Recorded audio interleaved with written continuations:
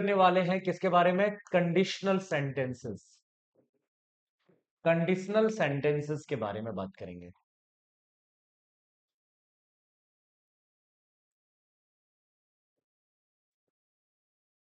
Conditional sentences कहने का मतलब ये है हाइपोथेटिकल सिचुएशन। सुना होगा आपने ये वर्ड कि वो हाइपोथेटिकल बातें करता है। चलो बात करते हैं कैसे है, किस तरीके से है। कोई दिक्कत नहीं है, मजा आएगा सीखने में और बहुत कुछ आज की क्लास में हम सीखने वाले हैं। देखिए नॉर्मली अगर देखा जाए कंडीशनल सेंटेंसेस हमारा 3 प्रकार का होता है, लेकिन कई जगह पे आपको देखने को मिलेगा कि ये 4 प्रकार का होता है। तो 4 प्रकार का एक्स्ट्रा कौन सा बढ़ गया है? तो एक्स्ट्रा आपका बढ़ जाता है जीरो कंडीशनल। क्या बढ़ जाता है? जीरो कंडीशनल बढ़ जाता है, ठीक है ना। एक जीरो कंडीशनल हो गया, एक आपका फर्स्ट कंडीशनल हो जाता है, एक आपका सेकंड कंडीशनल हो जाता है और एक आपका थर्ड कंडीशनल हो जाता है। मैं चाहूं तो अभी आप लोगों को 2 मिनट में पूरा का पूरा कंडीशनल सेंटेंस को मैं फिनिश कर सकता हूं, समझा दूंगा तुरंत, 2 मिनट में क्लियर हो जाएगा। लेकिन वैसे मजा नहीं आएगा आपको, लंबे समय तक दिमाग में नहीं रहेगा। तो अगर आप चाहते हो कि लंबे समय तक मेरे दिमाग में रहे और मीनिंग के साथ दिमाग में रहे, तो बिल्कुल लॉजिकली चीजों को समझते हुए मेरे साथ चलेंगे। तो मैंने कहा यहाँ पे कि 4 कंडीशनल के बारे में मैं आप लोगों को भी बताने वाला हूँ। एक है आपका जीरो कंडीशनल, एक है आपका फर्स्ट, एक है आपका सेकेंड और एक है आपका थर्ड। कायदे से देखा जाए तो ये 3 कंडीशनली होते हैं, फर्स्ट सेकेंड और थर्ड। ये जीरो जबरदस्ती वाला है, ठीक है ना। देखते हैं कैसे है, बात कर लेते हैं। देखो डियर, समझिएगा। अगर सबसे पहले अगर हम जीरो कंडीशनल के बारे में बात करें, जीरो कंडीशनल के बारे में बात करें, सबसे पहले कंडीशनल के बारे में बता दूं। जो कंडीशनल सेंटेंस होता है दोस्तों, जो कंडीशनल सेंटेंसेस होते हैं, जो कंडीशनल सेंटेंस होता है, ध्यान रखिएगा, इसमें ना 2 क्लॉजेस होते हैं। कितने होते हैं? 2 क्लॉजेस होते हैं। अब 2 क्लॉजेस में से एक क्लॉज आपका इफ वाला क्लॉज होता है। तो इफ वाला जो क्लॉज होता है, मतलब जिस सेंटेंस में, जिस क्लॉज में इफ लगा होगा, ठीक है ना, उसमें क्या होगा, ध्यान रखिएगा, उसमें होता है कंडीशन। इफ वाला क्लॉज में क्या होता है? कंडीशन होता है। क्या होता है? कंडीशन होता है। और दूसरा वाला क्लॉज में जो होता है, उसमें रिजल्ट होता है। क्या होता है? रिजल्ट होता है। समझाने का प्रयास करूंगा, सब कुछ समझ में आपको आ जाना चाहिए। मैंने कहा कंडीशनल सेंटेंसेस में 2 क्लॉज होते हैं। एक इफ वाला क्लॉज होता है और एक दूसरा रिजल्ट वाला क्लॉज होता है। इफ मतलब कंडीशन हो गया और दूसरा वाला है वो रिजल्ट हो गया। देखते हैं कैसे, किस तरीके से। तो सबसे पहले मैं यहाँ पे आपसे बात करना चाहूंगा जीरो कंडीशनल के बारे में। हाँ बोलो क्या एवरीबॉडी। तो जीरो कंडीशनल के बारे में बात करूंगा। तो जीरो कंडीशनल में क्या होता है, समझने का प्रयास कीजिएगा। जीरो कंडीशनल में क्या होगा कि इफ वाला जो क्लॉज होगा, इफ के बाद वाला जो क्लॉज होगा, वो आपका प्रेजेंट इंडेफिनिट टेंस में होगा। किस में होगा? प्रेजेंट इंडेफिनिट टेंस में होगा। और दूसरा वाला भी प्रेजेंट इंडेफिनिट टेंस में होगा। दूसरा वाला भी प्रेजेंट इंडेफिनिट टेंस में होगा। जैसे कि मैंने ये कहा, हमने कहा कि if you heat the water, ठीक है ना, पार्टिकुलर वाटर है तो यहाँ पे ठीक है ना, तो ठीक है, कोई दिक्कत नहीं। हमने कहा if you heat the water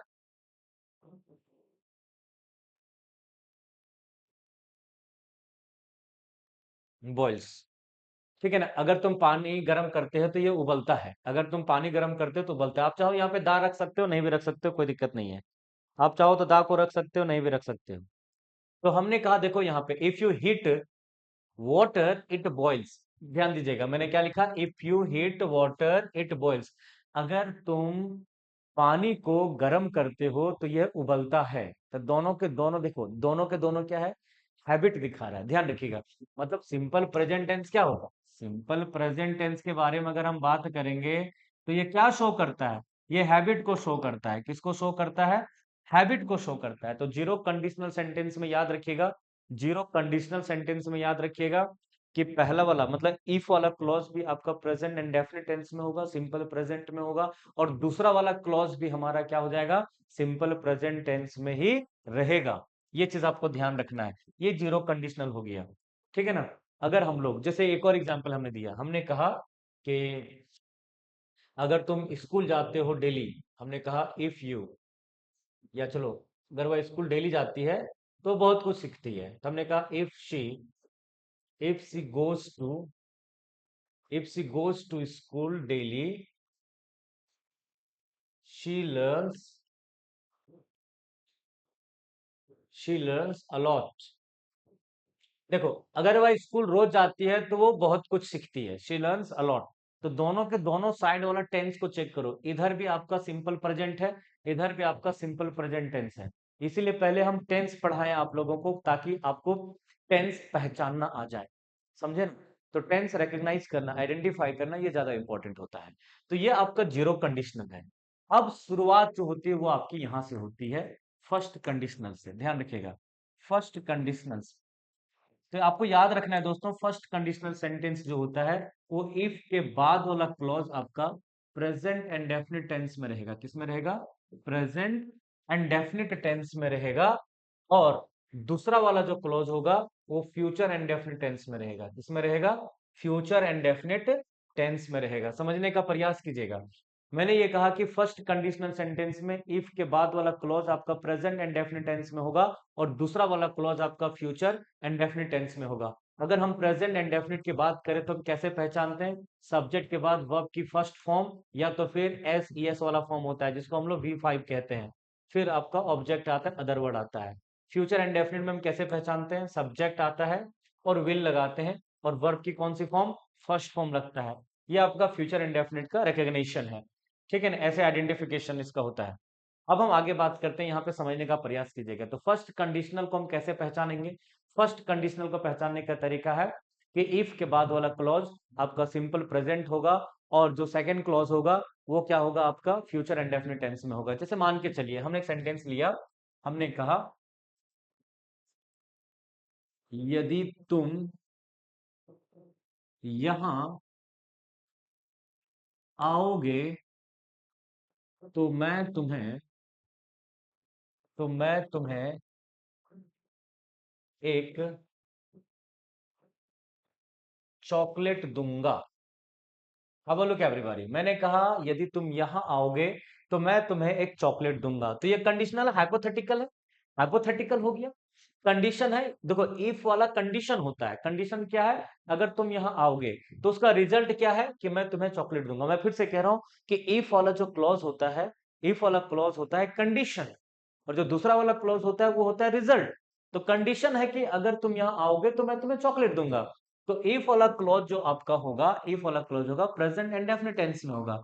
तो हमें कहना होगा इफ यू कम हियर। क्या बोलेंगे? If you come here. ध्यान रखिएगा दोस्तों, सेंटेंस हम ऐसे बनाएंगे, इफ यू कम हियर। अगर आप ये सोचोगे आओगे, जाओगे, खाओगे, पियोगे, ये तो फ्यूचर टेंस है, गलत। यहाँ पे ये हाइपोथेटिकल है, ये आपका प्रेजेंट में ही बनेगा।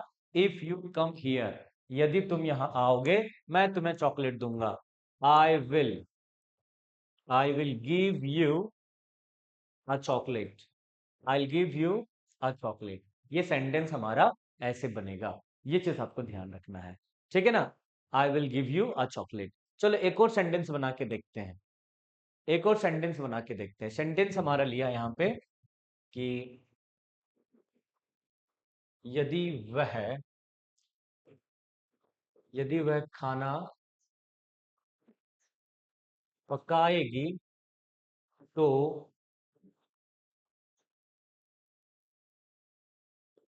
मैं खाना खाऊंगा। देखिए ये भी हाइपोथेटिकल है, हाइपोथेटिकल है, सिचुएशन है। ये कंडीशन है, ये रिजल्ट है। कंडीशन है यदि वह खाना पकाएगी, रिजल्ट क्या है? तो मैं खाना खाऊंगा, नहीं तो नहीं खाऊंगा। ये कंडीशन हो गया और रिजल्ट हो गया। सेंटेंस हमारा है इफ शी। तो हमने कहा इफ वाला क्लॉज को रखना है सिंपल प्रेजेंट में।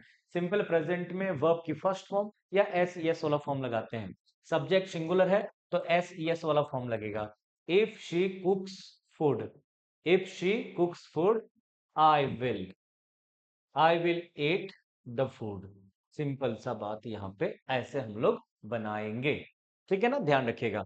एक और इसमें कॉन्सेप्ट देता हूं मैं आप लोगों को, ध्यान रखिएगा। इफ के प्लेस पे कभी कभी आप लोगों को अनलेस और अनटिल दिखेगा, अनलेस और अनटिल दिखेगा। तो ये चूंकि होता है क्या है, अनलेस और अनटिल दोनों के दोनों क्या है? नेगेटिव वर्ड है। कैसे वर्ड है?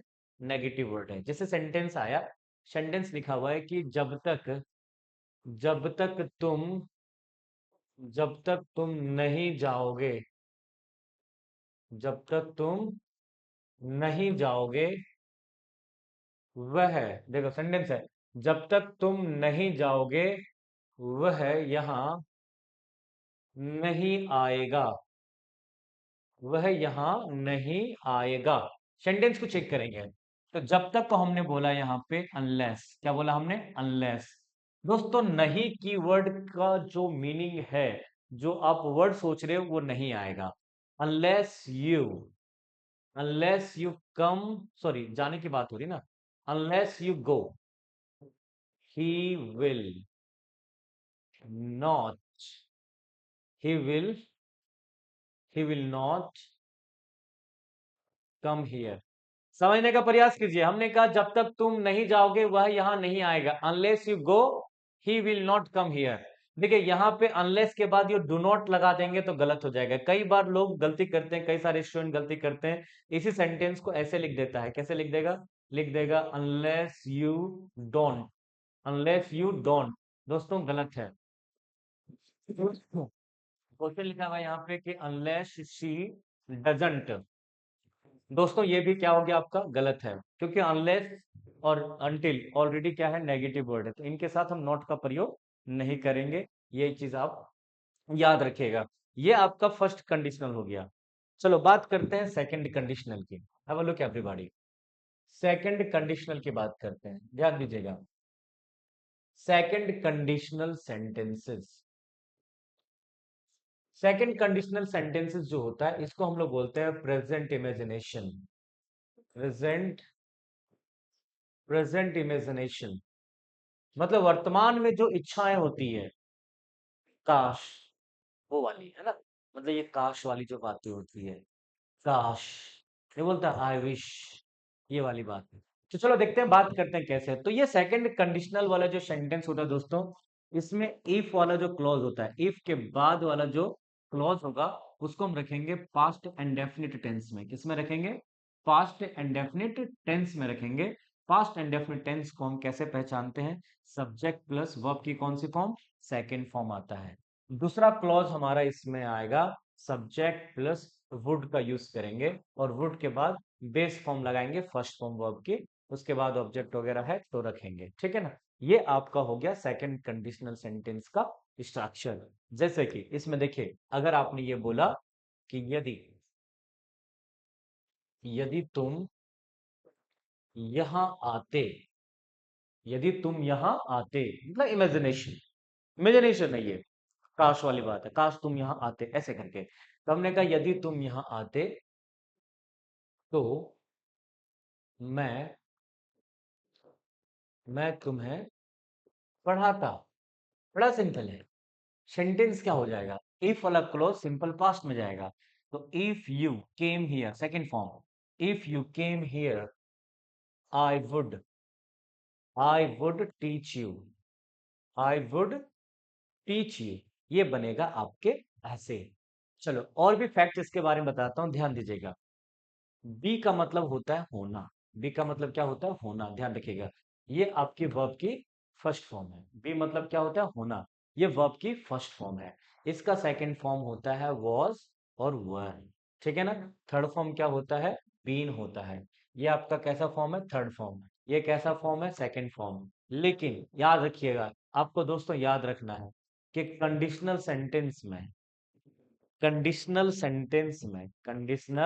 सेंटेंस में वॉज का प्रयोग नहीं होता है, सिर्फ और सिर्फ वर का प्रयोग किया जाता है।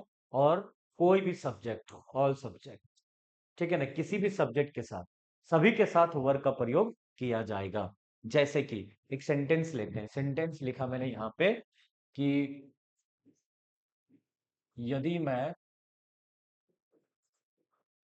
राजा होता तो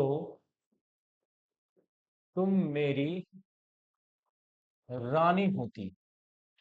तो दोस्तों यहाँ पे देखिए, ये हाइपोथेटिकल है। ये हाइपोथेटिकल है कि नहीं? सिचुएशन देखिए कि यदि मैं राजा होता तो तुम मेरी रानी होती। ये सेंटेंस को देखिएगा यहाँ पे। तो ये आपका हाइपोथेटिकल है। ये आपका क्या है? हाइपोथेटिकल है। कंडीशनल सेंटेंस है, सेकंड कंडीशनल है। तो सेकंड कंडीशनल में रूल क्या बताया था हमने? रूल बताया था कि इफ के बाद वाला क्लॉज आपका कौन सा टेंस में जाएगा? पास्ट इंडेफिनिट में जाएगा। किस में जाएगा? पास्ट इंडेफिनिट में जाएगा। और दूसरा वाला क्लॉज क्या होगा? सब्जेक्ट के बाद हम क्या लगाएंगे? वुड लगाएंगे, और वर्ब की फर्स्ट फॉर्म लगाएंगे। तो चलिए, हमने कहा होता, तो होने की इंग्लिश थी बी। होनिक इंग्लिश बी, सेकेंड फॉर्म क्या लगाएंगे हम, वर लगाएंगे। तो if I were the king, या फिर हमने बोला if I were a king, यदि मैं एक राजा होता, if I were a king ऐसे करके हमने बोला, ठीक है ना। If I were a king, तो मेरी रानी होती, हमने कहा यू वुड बी, वुड के बाद फर्स्ट फॉर्म लगाना है, होनिक इंग्लिश भी होती है फर्स्ट फॉर्म, तो you would be my queen. बड़ा सिंपल है, कोई लफड़ा नहीं है, ठीक है ना। एक और सेंटेंस लेके देखते हैं। लोग कई बार बोलते हैं ना कि अगर मैं तुम्हारी जगह पे होता ना, अगर मैं तुम्हारी जगह पे होता, तो इफ आई वर यू, क्या बोलेंगे, इफ आई वर यू, ऐसे करके। कई लोग बोलते हैं कि यदि वह चिड़िया होती, तो हम ऐसे बोलेंगे if she were, if she were a bird, if she were a bird. और दूसरा वाला जो क्लॉज आएगा दोस्तों, याद रखिएगा, सब्जेक्ट के बाद अब वुड लगा देना, और वुड के बाद फर्स्ट फॉर्म लगा देना। सेकंड कंडीशनल आपका यहाँ पे क्लियर हो जाता, सेकंड कंडीशनल आपका यहाँ पे क्लियर हो जाता। जैसे कि एक और एग्जांपल लेके मैं आपको समझाता हूं। जैसे मैंने कहा कि यदि यदि मेरे पास यदि मेरे पास एक कार होती, यदि मेरे पास एक कार होती, तो मैं दिल्ली जाता, तो मैं दिल्ली जाता। सेंटेंस है दोस्तों, यहाँ पे हमने लिखा if I had a car, I would I would go to Delhi, I would go to Delhi. दोस्तों याद रखना है, पास की इंग्लिश, अगर पास में अगर कोई चीज है, तो दोस्तों याद रखना है, उसको हम लोग हैव कहते हैं। क्या बोलते हैं, हैव। और इसका सेकंड फॉर्म आपका होता है हैड, और थर्ड फॉर्म में क्या होता है दोस्तों, हैड होता है। क्या होता है, हैड होता है। ये चीज आपको याद रखने वाली बात है। क्लियर, नॉट क्लियर, क्लियर है ना। तो ये आपका था आपका सेकंड कंडीशनल सेंटेंस। अब आते हैं हम लोग थर्ड कंडीशनल में। चलो थर्ड कंडीशनल के बारे में बात करते हैं। चलो दोस्तों, थर्ड कंडीशनल। तो थर्ड कंडीशनल के बारे में बात करेंगे दोस्तों, तो इसको हम लोग कहते हैं पास्ट इमेजिनेशन। क्या बोलते हैं, पास्ट इमेजिनेशन, पास्ट में इमेजिन करना, पास्ट इमेजिनेशन।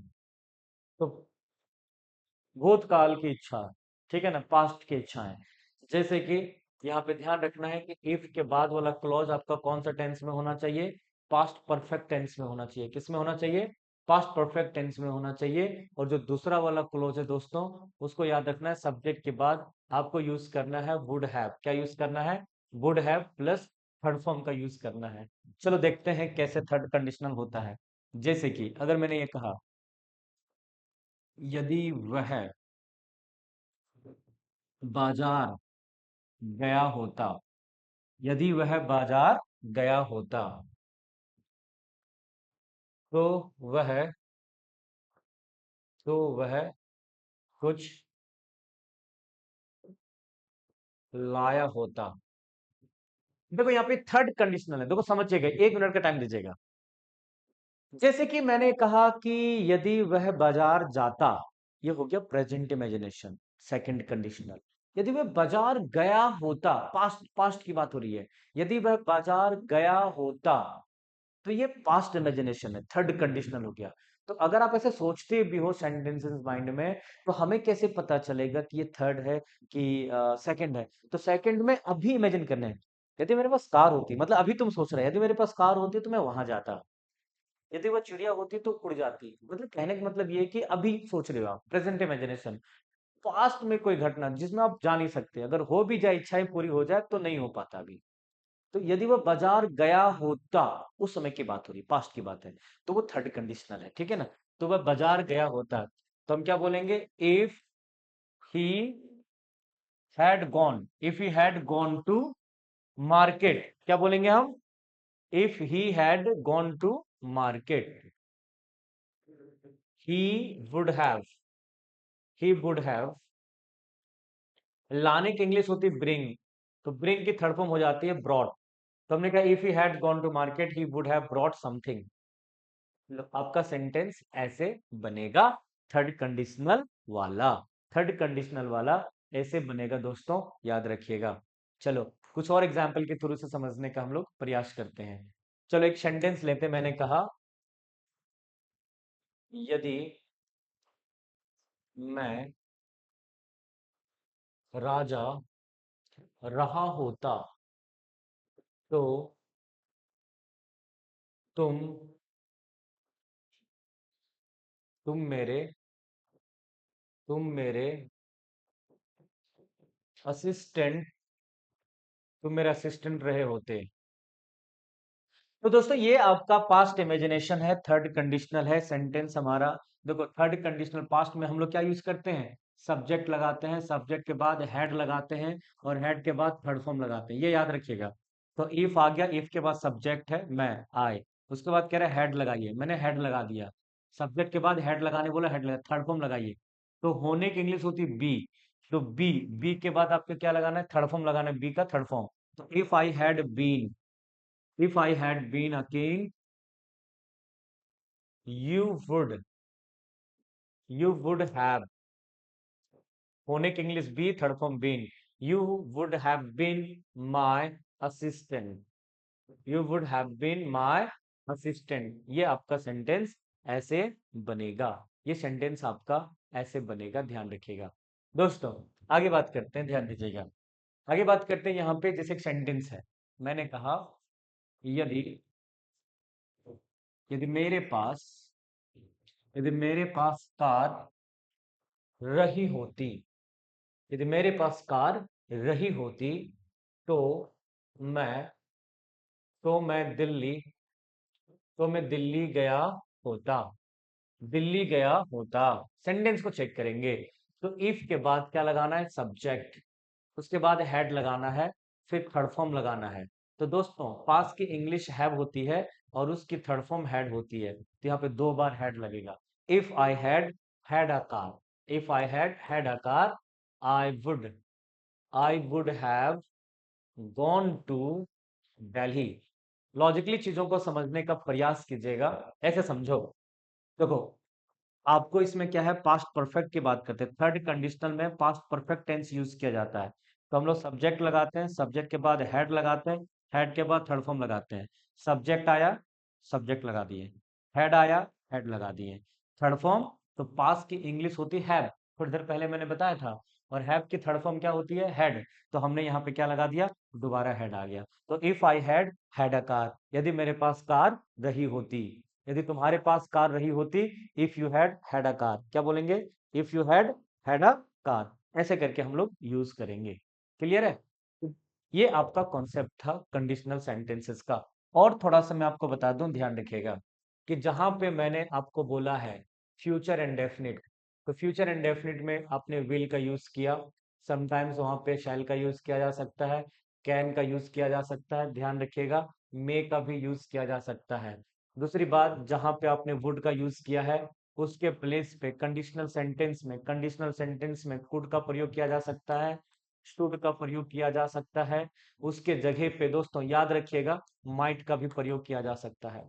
दूसरी बात दोस्तों, जहां पे आपने वुड हैव का यूज किया है, वुड हैव का यूज किया है, अगर आपके सेंटेंस में एग्जाम में कुड हैव का यूज दे रखा है, कोई प्रॉब्लम नहीं है, ठीक है ना। मे हैव नहीं, माइट हैव, अगर माइट हैव का यूज दे रखा है तो भी कोई प्रॉब्लम नहीं है।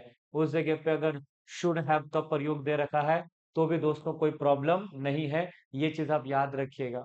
फर्स्ट कंडीशनल सेंटेंस में विल के प्लेस में अगर मे रखा गया है तो कोई प्रॉब्लम नहीं है, कैन रखा गया है तो भी कोई प्रॉब्लम नहीं है, ये चीज आप जरूर माइंड में रखिएगा। सो thank you very much everybody. Class कैसी लगी जरूर बताइएगा। तो आज की मुलाकात बस इतनी, कंडीशनल सेंटेंसेस को मैंने यहाँ पे बिल्कुल कम समय में और ज्यादा से ज्यादा बताकर मैंने आप लोगों को यहाँ पे समझाया है। So thank you very much, have a good time everybody, take care, thank you, see you, चाओ।